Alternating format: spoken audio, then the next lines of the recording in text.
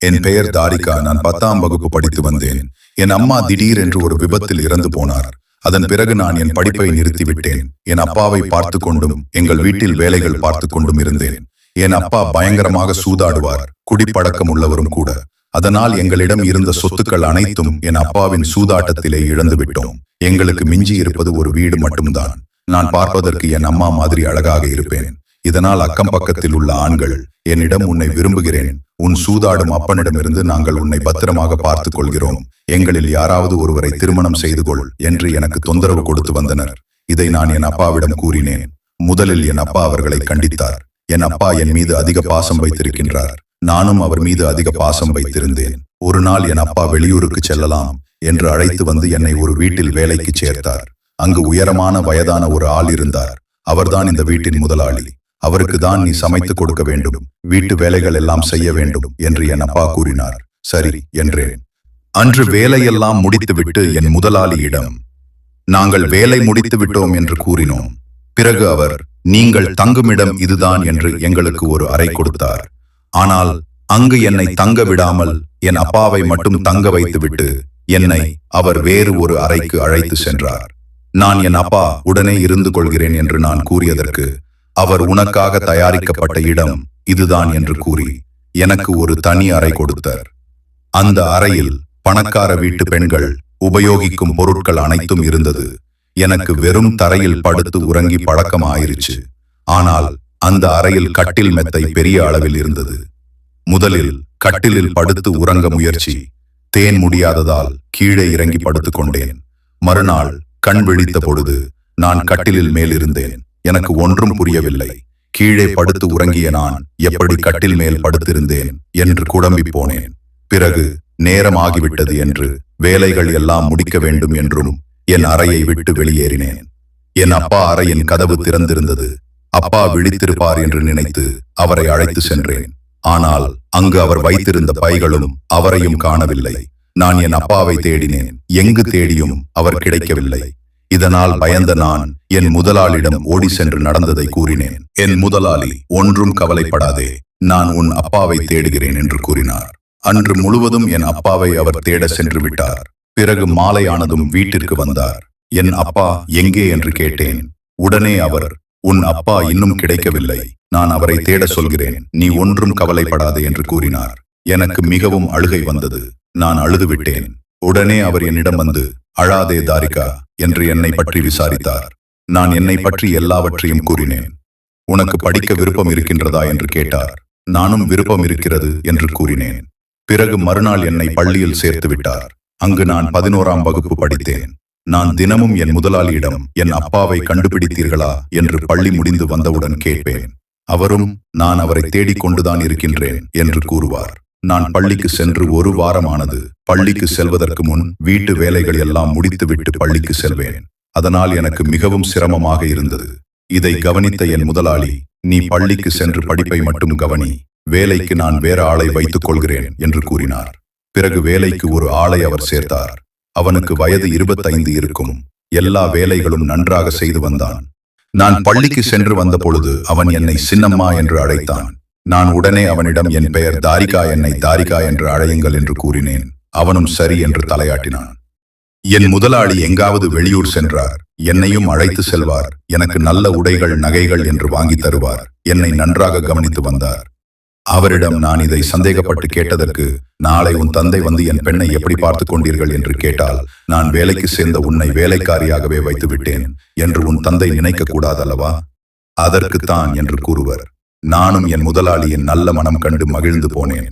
அவர் எனக்கு மட்டுமல்ல, எல்லா ஏழைகளுக்கும் உதவி செய்து வந்தார். வீட்டில் வேலை செய்யும் அந்த சமையல்காரனுக்கு கூட அவர் நிறைய உதவிகள் செய்து வந்தார். இதனால் எனக்கு அவர் மீது சந்தேகம் எதுவும் எழவில்லை. என் முதலாளி வெளியூர் செல்லும் பொழுது எனக்கு துணைக்கு ஒரு பெண்ணை வைத்துவிட்டு செல்வார். அந்த பெண் என்னிடம், எப்படி இந்த சிறு வயதிலேயே இவ்வளவு பெரிய பணக்காரனை வளைத்து போட்டாய் என்று கேட்டார். எனக்கு ஒன்றும் புரியவில்லை. நான் அவரிடம், என்னிடம் இப்படி தவறாக பேசாதீர்கள் என்று அவரை திட்டி, இனிமேல் இங்கு நீங்கள் வர வேண்டாம் என்று வெளியில் அனுப்பி வைத்தேன். பிறகு சமையலறையில் இருக்கும் டேபிள் மீது சாய்ந்து அழுது கொண்டிருந்தேன். அப்பொழுது அங்கு வந்த சமையல்காரர், ஏன் தாரிகா அழுகிறாய் என்று கேட்டான். உடனே அந்த பெண் சொன்னதை அவனிடம் சொன்னேன். அதற்கு உடனே அவன், அந்த பெண் சொல்வது என்னமோ உண்மைதான் போல என்று கூறினான். என்னை நீயும் தவறாக நினைக்கின்றாயா என்று நான் அவனிடம் கேட்டதற்கு, நான் உன்னை தவறாக நினைக்கவில்லை, ஆனால் நம் முதலாளி உன்னிடம் தவறாக நடந்து கொள்கிறாரோ என்று சந்தேகமாக இருக்கிறது என்று கூறினான். எனக்கு புரியவில்லை என்று நான் அவனிடம் கேட்டதற்கு, தினமும் இரவு நம் முதலாளி உன் அறைக்கு வருகின்றார், உன் அறையில் என்ன இருக்கிறது என்று தெரியவில்லை, உன் அறைக்கு வந்து வெகு நேரம் கழித்துதான் வெளியில் வருவார், நான் வெகு நாட்களாக அதை கவனித்துக் கொண்டுதான் இருக்கின்றேன் என்று என்னிடம் கூறினான். அவன் கூறியதை கேட்டதும் என்னுள் பயம் ஆட்கொண்டது. மறுநாள் முதலாளி வீட்டிற்கு வந்தார். நான் அவரிடம் என் தந்தையை பற்றி கேட்டேன். அவர் உடனே என் தந்தையை தேடிக்கொண்டுதான் இருக்கின்றேன் என்று கூறினார். ஒரு நாள் நான் பள்ளிக்கு சென்று இருந்தேன். திரும்பி வந்து பார்த்த பொழுது வீடு முழுவதும் கோலாகலமாக இருந்தது. எனக்கு ஒன்றும் புரியவில்லை. நான் வீட்டிற்குள் நுழைந்தேன். அப்பொழுது என் முதலாளி, வாமா, உனக்காகத்தான் காத்துக்கிட்டு இருந்தோம் தாரிகா, சீக்கிரம் போய் குளிச்சுட்டு இந்த உடையை அணிந்து வான்னு சொல்லி எனக்கு ஒரு உடை கொடுத்தார். நானும் அந்த ஆடையை அணிஞ்சுகிட்டு ஹாலுக்கு வந்தேன். அப்போதான் எனக்கு தெரிஞ்சிருச்சு அன்னைக்கு எனக்கு பிறந்த நாள் என்று. பிறகு நான் அங்க இருந்த கேக் கட் பண்ணி எல்லாருக்கும் கொடுத்தேன். அப்போ என்னோட முதலாளி என்ன ஒரு இடத்துக்கு அழைச்சிட்டு போனாரு. அங்க அழைச்சிட்டு போய் கார்ல ஏற சொன்னாரு. முதல்ல நான் பயந்தேன் அவர் கூட வெளில போறதுக்கு. அதுக்கப்புறம் எங்க அப்பாவை ஒரு வேலை கண்டுபிடிச்சு விட்டாரோ என்ற நினைப்புல நான் அவர் கூட போனேன். ஆனா அங்க போனதுக்கு அப்புறம் தான் தெரிஞ்சிச்சு அவர் என்ன ஆசிரமத்துக்கு அழைச்சிட்டு போயிருக்காங்க. அங்க இருந்த எல்லாருக்கும் என் கையால உணவு கொடுக்க சொன்னாரு. நானும் அவங்க எல்லாருக்கும் உணவு கொடுத்தேன். பிறகு அங்கிருந்து நானும் என்னோட முதலாளியும் வீட்டுக்கு கிளம்பிட்டோம். அப்ப நான் என் முதலாளி கிட்ட மறுபடியும் என்னோட அப்பாவை பத்தி கேட்டேன். அவரு நான் அப்பவே தேடிக்கிட்டு தான் இருக்கேன் என்று சொன்னார். எனக்கு பள்ளியில தேர்வு முடிஞ்சு விடுமுறை விட்டிருந்தார்கள். நான் என் முதலாளியிடம் எனக்கு தேர்வு முடிந்து விடுமுறை விட்டிருக்கிறார்கள் என்று கூறினேன். உடனே அவர், நான் வெளிநாடு செல்கின்றேன், நீயும் என்னுடன் வெளிநாட்டுக்கு வருகிறாயா என்று கேட்டார். முதலில் முடியாது என்று மறுத்தேன். பிறகு என்னை கட்டாயப்படுத்தி வெளிநாட்டிற்கு அழைத்துச் சென்றார். நானும் அங்கு சென்று எல்லா இடத்தையும் சுற்றி பார்த்தேன். அவர் என்னை மிகவும் சந்தோஷமாக வைத்துக் கொண்டார். நாங்கள் வெளிநாட்டிற்கு சென்று வீடு திரும்பினோம். அப்பொழுது அங்கிருந்த சமையல்காரன் என்னை மேலும் கீழமாக பார்த்தான். நான் முதலில் என் அறைக்கு சென்று குளித்துவிட்டு ஆடைகளை மாற்றிக்கொண்டு சமையலறை பக்கம் வந்தேன். அப்பொழுது நான் வாங்கி வந்திருந்த பரிசுகளை சமையல்காரனிடம் கொடுத்தேன். அவன் அதை வாங்க மறுத்தான். பிறகு நான் அவனிடம், உனக்காக தான் நான் இவற்றையெல்லாம் வாங்கி வந்தேன், தயவு செய்து வாங்கிக் கொள் என்றேன். உடனே அவனும் வாங்கிக் கொண்டான். பிறகு என்னிடம், அவன் எதற்காக நீ முதலாளியுடன் வெளிநாட்டிற்கு சென்றாய், அவருடன் நீ செல்லாதே என்று கூறினான். நான் அவனிடம், அவர் மிகவும் நல்லவர் என்று சொன்னேன். அதற்கு உடனே அவன், நீ அப்படியெல்லாம் கூறாதே என்று சொல்லி அங்கிருந்து சென்று விட்டான். பள்ளியில் விடுமுறை முடியாததால் நான் முதலாளி அழைத்த இடத்திற்கு எல்லாம் சென்று வருவேன். அப்பொழுது முதலாளி என்னை அவருடைய நண்பர் வீட்டின் பிறந்த நாள் விழாவிற்கு அழைத்து சென்றார். அங்கு இருந்தவர்களிடம் என்னை அறிமுகம் செய்து வைத்தார். பிறகு என் முதலாளி அங்கு என்னை தனியாக விட்டுவிட்டு அவர் நண்பர்களுடன் குசு குசு என்று பேசிக் கொண்டிருந்தார். எனக்கு ஒன்றும் புரியவில்லை.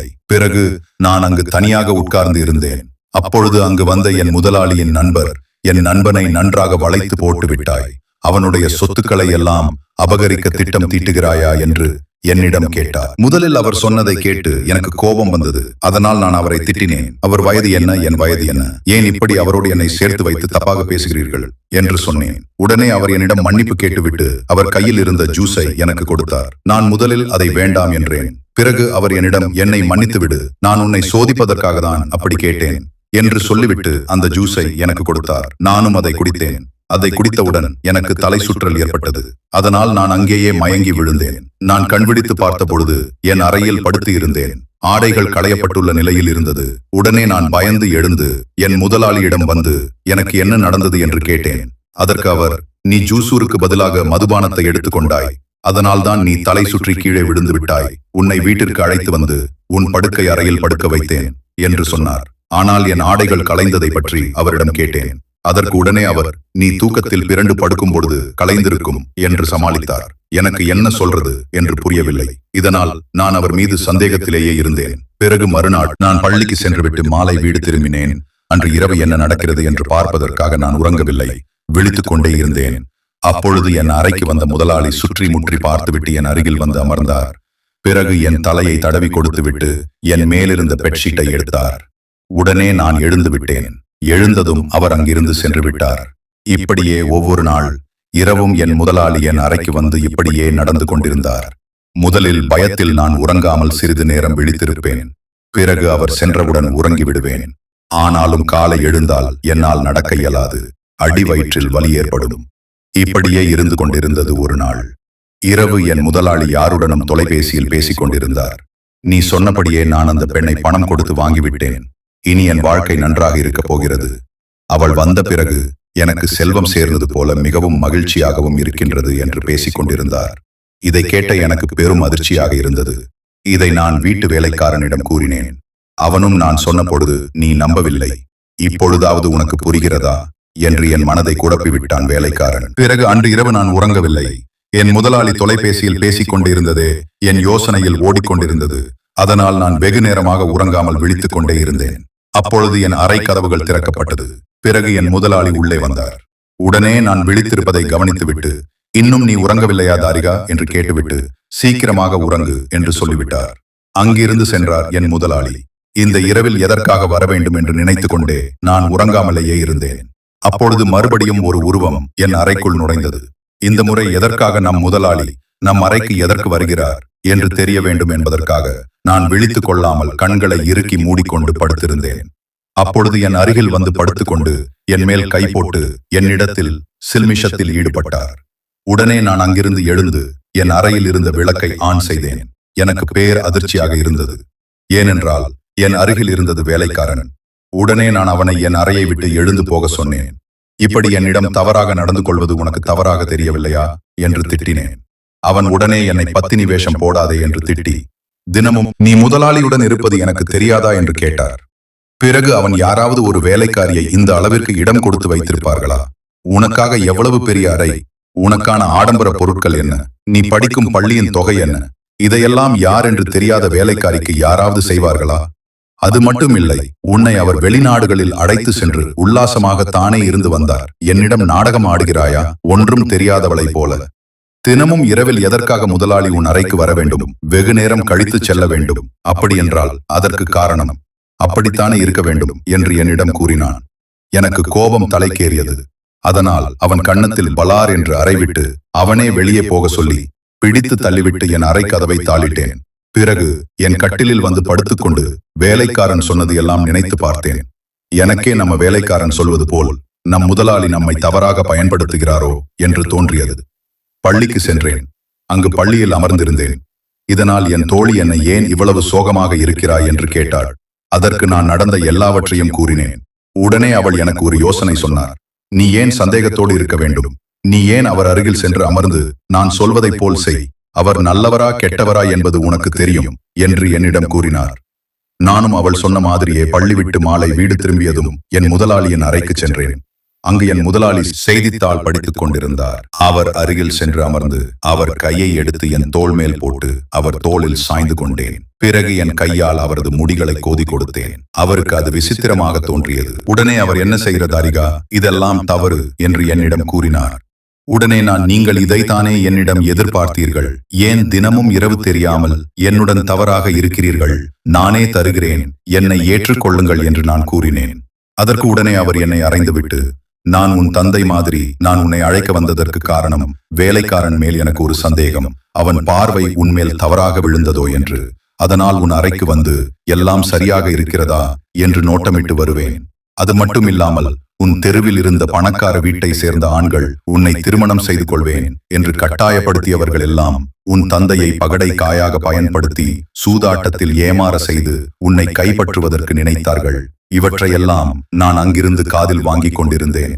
அதனால் ஒரு பெண்ணின் வாழ்க்கை அழிந்துவிடக் கூடாது என்பதற்காக உன் தந்தைக்கு அவர்கள் கொடுத்ததை விட அதிகமாகவே பணம் கொடுத்து உன்னை நான் வாங்கிக் கொண்டேன்.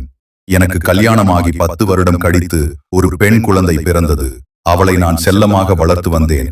ஒரு நாள் என் மனைவியும் குழந்தையும் கோவிலுக்கு செல்லும் வழியில் ஒரு விபத்தில் இறந்து விட்டார்கள். ஆசையாக வளர்த்த மகளை பிரிய முடியாமல் நான் தவித்துக் கொண்டிருந்தேன். அதனால் பார்க்கும் எல்லா ஏழை பெண்களுக்கும் உதவிகளை செய்து வந்தேன். ஒரு பெண்ணின் வாழ்க்கை இப்படி அழியப் போகிறது என்று தெரிந்தும் எப்படி என்னால் விட்டு வர முடியும்? அதனால்தான் உன் தந்தைக்கு தெரியாமலே நான் அவருக்கு பணம் கொடுத்து உன்னை தத்தெடுத்துக் கொண்டேன். நான் உன்னை என் மகள் போலதான் பார்த்து வருகிறேன் தாரிகா என்று என்னிடம் கூறினார். பிறகு இரவில் எனக்கு இது போன்ற நடந்ததற்கு யார் காரணம் என்று யோசித்தேன். நான் அவரிடம் மன்னிப்பு கேட்டுவிட்டு அங்கிருந்து சென்று விட்டேன். அன்று இரவு நான் என் அறையில் படுத்து இருந்தேன். என் அப்பா எனக்கு இப்படி ஒரு துரோகத்தை செய்திருக்கிறார் என்று யோசித்து மிகவும் வருந்தினேன். அப்பொழுது மீண்டும் வேலைக்காரன் என் அறைக்கு வந்து என்னிடம் தவறாக நடக்க முயற்சி செய்தான். உடனே நான் கூச்சலிட்டேன். என் முதலாளி அவர் அறையில் இருந்து என் அறைக்கு வந்தார். கதவுகளை திறக்க முயன்றார். ஆனால் அவரால் திறக்க முடியவில்லை. உடனே நான் அருகில் இருந்த கண்ணாடி பாட்டிலை எடுத்து வேலைக்காரன் தலையில் அடித்து விட்டேன். வலி தாங்க முடியாமல் வேலைக்காரன் அங்கேயே சுரண்டு விழுந்து விட்டான். நான் சென்று அறையின் கதவை திறந்தேன். முதலாளி உள்ளே வந்தார். பிறகு முதலாளி வேலைக்காரனை வேலையை விட்டு நிறுத்திவிட்டார். என்னை அவர் முறைப்படி தத்தெடுக்க வேண்டும் என்பதற்காக முறைப்படி தத்தெடுத்து விட்டார்.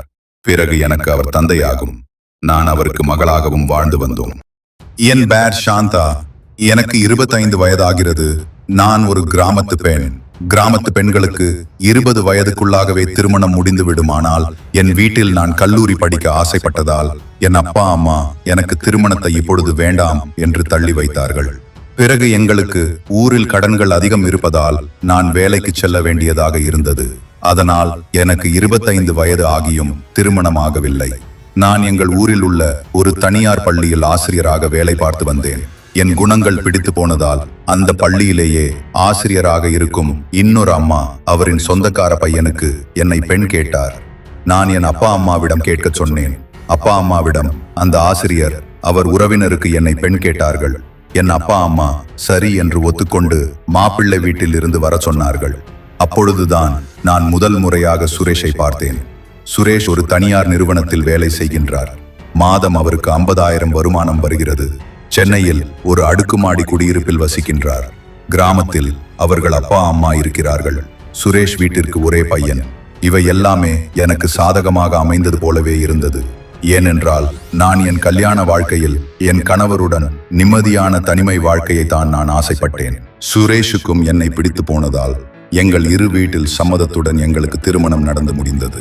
திருமணம் நடந்த ஒரு மாதத்தில் நாங்கள் எங்கள் கிராமத்தில் இருந்தோம். அதன் பிறகு பணிக்காக நாங்கள் சென்னைக்கு அவர் இருக்கும் அடுக்குமாடி குடியிருப்புக்கு சென்று விட்டோம். சுரேஷ் என்னிடம், நாம் இருவரும் சிறிது காலம் சந்தோஷமாக இருக்கலாம், இப்போதைக்கு நம்மளுக்கு குழந்தைகள் வேண்டாம் என்று கூற நான் சரி என்று ஒத்துக்கொண்டேன். சுரேஷ் என்னிடம் அன்பாகவும் பாசமாகவும் இருந்தார். ஒரு நாள் சுரேஷ் முக்கியமான வேலைக்காக காரணமாக வெளியூருக்கு செல்வதாக இருந்தது. அன்றிலிருந்து இன்று வரை சுரேஷ் என்னிடம் சரியாக பேசுவதில்லை, அதிகமாக இருப்பதில்லை. வேலை வேலை என்று ஆபீஸ்க்கு சென்று விடுவார். பிறகு காலங்கள் வருஷங்களானது. திருமணமாகி 2 வருடமாக குழந்தை இல்லை என்று என் பெற்றோருடன் சுரேஷ் பெற்றோரும் என்னை கேட்க ஆரம்பித்து விட்டார்கள். நான் இதை சுரேஷிடம் தெரிவித்தேன். அதற்கு சுரேஷ், இன்னும் நாட்டில் இருக்கின்றது, நமக்கு இன்னும் வயதாகவில்லை, பொறுமையாக பெற்றுக்கொள்ளலாம் என்று கூறி அங்கிருந்து சென்று விட்டார். பிறகு எவ்வளவு நாட்கள் தான் வீட்டில் இதை மறைப்பது என்று நான் என் பெற்றோரிடம் மட்டும் சொல்லி இருந்தேன்.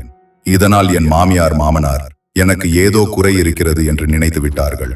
பிறகு என் பெற்றோருக்கு என் மாமியார் மாமனார் தொலைபேசியின் மூலமாக, உங்கள் பெண்ணிற்கு குழந்தை இல்லை, அதனால் நீங்கள் உங்கள் பெண்ணை வீட்டிற்கு அழைத்துக் கொள்ளுங்கள் என்று சொல்ல என் பெற்றோர்கள் நான் கூறியதை அவர்களிடம் சொல்லிவிட்டார்கள்.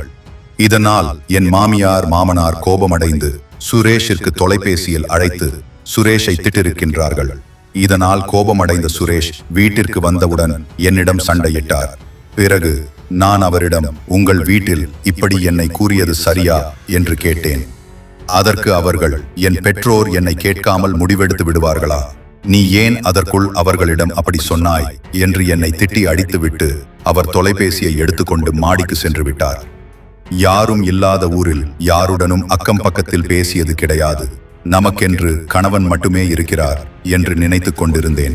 அவர் திட்டி அடித்தது எனக்கு மிகவும் வருத்தத்தை கொடுத்தது. இதனால் நான் எங்கள் அடுக்குமாடி குடியிருப்பு இருக்கும் இடத்தில் பக்கத்தில் இருக்கும் பூங்காவிற்கு சென்று அமர்ந்து விட்டேன். அங்கே என் வீட்டிற்கு எதிர் வீட்டில் இருக்கும் பெண் என்னிடம் வந்து பேசினாள். அக்கா, நீங்க ரொம்ப அழகா இருக்கீங்க, உங்களோட முடி ரொம்ப நீளமா இருக்கு, எனக்கு உங்களோட முடியோட ரகசியத்தை சொல்லுங்கள் என்று கேட்டுக்கொண்டே என் அருகில் வந்து அமர்ந்தால் முதலில் நான் அவளிடம் பேச தயக்கப்பட்டேன். பிறகு அவள் என்னிடம், அக்கா, எனக்கு அம்மா அப்பா கிடையாது, நான் என் பாட்டி வீட்டில் வளர்கிறேன், உங்கள் வீட்டிற்கு எதிர் வீடுதான் என் வீடு, உங்களுக்கு தெரியுமா என்றால் நான் பிறகு அவளிடம் தெரியும் என்று கூறி அவளை பார்த்து சிரித்தேன். அவள் என்னிடம், ஏன் அக்கா சோகமாக இருக்கின்றீர்கள், என்னாச்சு என்று என்னிடம் கூறுங்கள் என்று கேட்டார். நானும் நடந்த எல்லாவற்றையும் அவளிடம் கூறினேன். அவள் அதையெல்லாம் கேட்டுவிட்டு, விடுங்கள் அக்கா, உங்கள் கணவர் கோபத்தில் இருந்திருப்பார், அதனால் அவர் உங்களை திட்டியிருப்பார் என்று என்னை சமாதானம் செய்தாள். கல்லூரி படிப்பை இப்பொழுதுதான் முடிந்தாள் என்றும் வேலை தேடிக்கொண்டிருக்கின்றாள் என்றும் என்னிடம் கூறினாள். நான் அவளுக்கு என் கணவனிடம் அவர் வேலை செய்யும் கம்பெனியில் வேலை வாங்கி தர சொல்லி கூறுகிறேன் என்று கூறினேன். அவளுடனே சரி அக்கா என்று கூறினாள். பிறகு நாங்கள் அந்த பூங்காவில் இருந்து வீட்டிற்கு வந்தோம். என் கணவர் வீட்டில் சோபாவில் அமர்ந்திருந்தார். என்னை கண்டவுடன் ஓடி வந்து, என்னை மன்னித்து விடு சாந்தா, ஏதோ ஒரு கோபத்தில் உன்னை அடித்து விட்டேன் என்று என்னை கட்டிப்பிடித்துக் கொண்டார். பிறகு அவரிடம், நான் அப்படியெல்லாம் சொல்லாதீர்கள், நான் செய்ததுதான் தவறு என்று நான் கூறினேன். என்ன சண்டை வந்தாலும் நீ என்னை விட்டு சென்று விடக்கூடாது என்று என் கணவர் என்னிடம் சத்தியம் வாங்கி கொண்டார். நானும் அவருக்கு சத்தியம் செய்து கொடுத்தேன். சிறு சண்டைக்காக இவ்வளவு கவலைப்படுகிறாரே என்று அவர் மேல் நான் அதிக காதல் கொண்டேன். பிறகு பக்கத்து வீட்டில் இருக்கும் பெண்ணை பற்றி கூறினேன். அவர் சரி, நான் அந்த பெண்ணிற்கு வேலைக்கு முயற்சி செய்கிறேன் என்று கூறிவிட்டு அங்கிருந்து படுக்கை அறைக்கு சென்று விட்டார். பிறகு 2 நாட்கள் கழித்து அந்த பெண் எங்கள் வீட்டிற்கு வந்தால், வா கீர்த்தி என்று அவளை உள்ளே அழைத்து அமர சொன்னேன். உள்ளே வந்தவுடன் அவளுக்கு டீ போட்டு கொண்டு வந்து கொடுத்தேன். பிறகு சாப்பிடுவதற்கு என்ன வேண்டும் என்று கேட்டேன். அவள், எனக்கு உணவு எல்லாம் வேண்டாமக்கா, நான் உங்கள் கணவரிடம் வேலை வேண்டும் என்று கேட்க சொன்னேனே, என்ன ஆச்சு என்று என்னிடம் கேட்டால், நான் அவளிடம் 2 நாட்களுக்கு முன்பே அவரிடம் சொல்லிவிட்டேன் உனக்கு வேலை வேண்டும் என்று. இன்று இரவு கேட்கின்றேன் கீர்த்தி என்று அவளிடம் கூறினேன். சரி அக்கா என்று அவள் அங்கிருந்து செல்ல முயற்சித்தாள். அப்பொழுது அவள் உடைந்திருந்த ஆடை அழகாக இருக்கிறது என்று அவளிடம் கூறினேன். அவள் உடனே, இங்கே ஒரு அண்ணா துணிகள் எல்லாம் விற்று வருகிறார், ஞாயிற்றுக்கிழமை மட்டும்தான் அவர் வருவார், உங்களுக்கு வேண்டும் என்றால் சொல்லுங்கள், அவரை துணிகள் எல்லாம் எடுத்து வர சொல்கிறேன் என்று என்னிடம் சொன்னால், எனக்கும் அவள் அணிந்திருந்த ஆடை பிடித்து இருந்ததால் சரி என்று கூறினேன். அவர் பிறகு ஞாயிற்றுக்கிழமை உடை விற்பவர் வீட்டிற்கு வந்தார். நானும் கீர்த்தியும் உடைகளை எல்லாம் பார்த்தோம். எங்களுக்கு அதில் எந்த உடைகளும் பிடிக்காததால் நாங்கள் அவர் கொண்டு வந்திருந்த ஆடைகள் எல்லாம் வேண்டாம் என்று கூறிவிட்டோம். பிறகு அவர் வேறு ஒரு நாள் ஆடைகள் எடுத்து வருவதாக கூறி சென்று விட்டார். நான் என் கணவரிடம் ஆடைகள் வாங்குவதற்காக பணங்களை வாங்கி வைத்திருந்தேன். கீர்த்திக்கு அப்பா அம்மா இல்லாததால் அவளுக்கு ஏதாவது வாங்கித்தர வேண்டும் என்று ஆசைப்பட்டேன். இதனால் என் கணவரிடம் அவரின் உதவியை கேட்டேன். அவரும் எனக்கு உதவி செய்வதாக ஒத்துக்கொண்டார். என் கணவர் பணி முடிந்து வீட்டிற்கு வந்து என்னை அழைத்து கொண்டு கீர்த்திக்கு வளையல்கள் வாங்க கடைக்கு சென்று விட்டோம். நான் கீர்த்திக்கு வளையலை வாங்கி கொண்டிருந்தேன். என் கணவருக்கு அப்பொழுது தொலைபேசி வந்து கொண்டே இருந்தது. நான் என் கணவரிடம் தொலைபேசி எடுத்து பேசுங்கள் என்று கூறியதற்கு அவர் அதற்கு பிறகு பேசுகிறேன் என்று கூறிவிட்டார். பிறகு கீர்த்திக்கு வளையலை வாங்கி கொண்டு வீட்டிற்கு வந்துவிட்டோம். அன்று மறுநாள் அவளுக்கு பிறந்த நாள் என்பதால் காலையிலேயே அவளின் வீட்டிற்கு சென்று அவளுக்கு வாழ்த்துக்கள் சொல்லிவிட்டு வந்தேன். பிறகு அவளை வீட்டிற்கு சாப்பிட கூப்பிட்டேன். அவள் வருகிறேன் என்று கூறினாள். ஆனால் அதற்குள் அவளது தொலைபேசி அடித்தது. உடனே அவள், அக்கா, நான் சிறிது நேரம் கழித்து வீட்டிற்கு வருகிறேன் என்று கூறிவிட்டு அங்கிருந்து சென்றாள். நான் என் வீட்டிற்கு வந்து விட்டேன். அப்பொழுது என் கணவர் யாருடனோ தொலைபேசியில் பேசிக் கொண்டிருந்தார். அவரிடம் நான், கீர்த்தி நம் வீட்டிற்கு சாப்பிடுவதற்கு வருகிறாள் என்று அவரிடம் சொன்னேன். அதற்கு அவர் சரி என்று தலையாட்டிவிட்டு வேலைக்கு செல்ல தயாரானார். பிறகு கீர்த்தியும் எங்கள் வீட்டிற்கு வந்தார். நாங்கள் மூவரும் ஒன்றாக அமர்ந்து உணவு அருந்தினோம். அப்பொழுது என் கணவரும் நானும் அவளுக்கு வாங்கிய வளையல்களை அவளிடம் கொடுத்தோம்.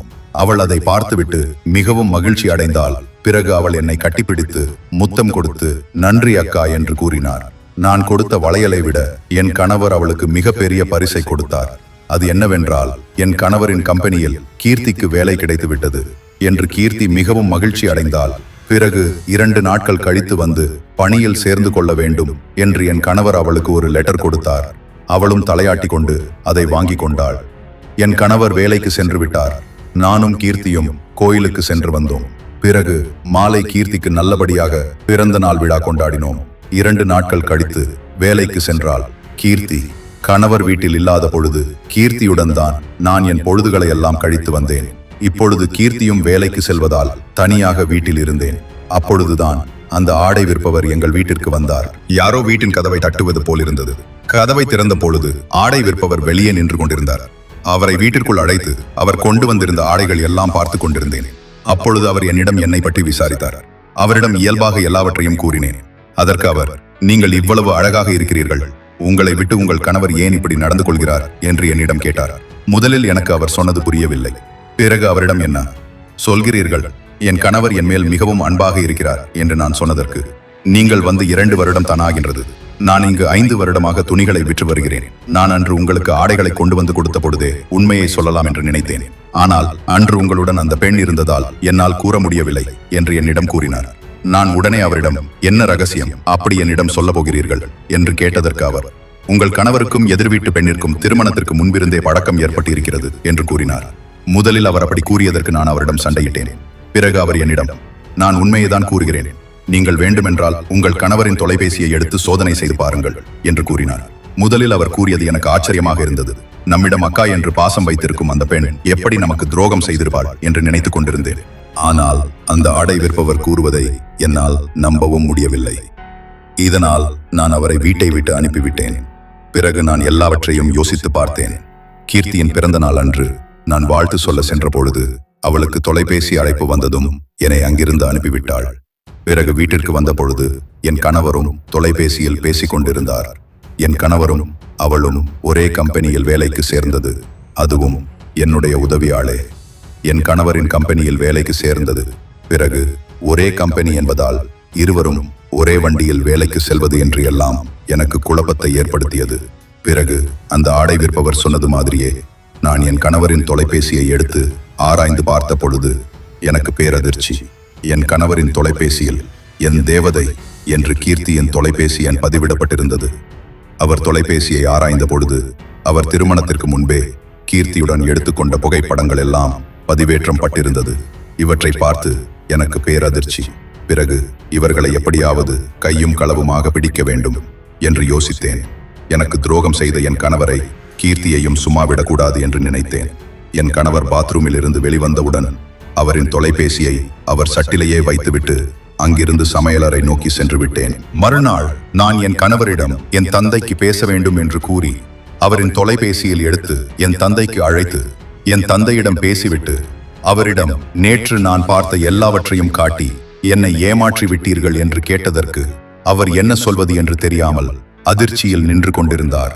பிறகு உனக்கு தான் எல்லா உண்மையும் தெரிந்துவிட்டது, இதன் பிறகு மறைத்து எந்த பிரயோஜனமும் இல்லை என்று என்னிடம் அவர் கூறினார். எனக்கு கீர்த்தியை மிகவும் பிடிக்கும். அவளுக்கு அம்மா அப்பா இல்லை என்பதால் அவள் ஏதாவது வேண்டுமென்றால் என்னிடம் எதிர் வீட்டுக்காரர் என்று உதவி கேட்பார். நானும் அவளுக்கு சிறு சிறு உதவிகள் செய்து வந்து கொண்டிருந்தேன். ஒரு நாள் அவளுக்கு உடல்நிலை சரியில்லாமல் போனது. அப்பொழுது அவள் பாட்டியும் வீட்டில் இல்லை, ஊருக்கு சென்று விட்டார். என்னிடம் அவர் பாட்டி தொலைபேசியில், கீர்த்திக்கு உடம்பு சரியில்லை, நீ அவளுக்கு உதவி செய்வாயா என்று கேட்டார். நானும் பதிலுக்கு சரி என்று தலையாட்டினேன்.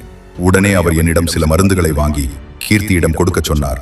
நானும் சரி என்று ஒத்துக்கொண்டு கீர்த்திக்கு மருந்து வாங்கி கொண்டு வந்து அவளிடம் கொடுக்க அவள் வீட்டிற்கு சென்றிருந்தேன்.